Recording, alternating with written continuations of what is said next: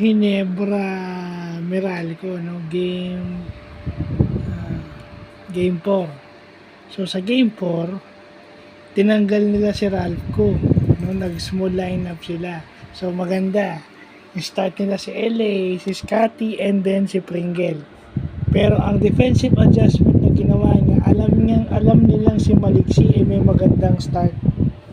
So nung ginawa nila, they defended Alain Maliksi and pinahirapan nila, and they make Alain Maliksi work on defense. Kasi Alain Maliksi would have to chase Pringle, have to chase LA, and would have to chase Scotty. So mapapagod si Alain Maliksi kung yung tatlong yun yung hahabulin. Binilisan ng Hinebra yung laro. 3 guard combination, parang small ball, binilisan yung laro. Kumbaga yung pace ang main team ng laro, yung pace ng Hinebra. Yung pace ng Hinebra na sa sobrang bilis ng laro at sa sobrang galing ng kanilang tatlong gwardya, automatic sumushoot yung mga tira nila sa 3 points at saka layup. At sometimes, pag medyo may katamaran yung pasa mo, nahuhuli ng mga gwardya ng Hinebra. At kadalasan, layup na yun para sa kanila. So, Hinebra made shots.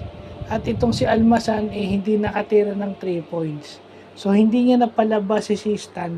Hindi niya napalabas itong si Christian Sanheidinger. Well, pag tatlong gwardya ang laro mo, all guards, necessity ng guards, na marunong kang mag-counter ng blitz.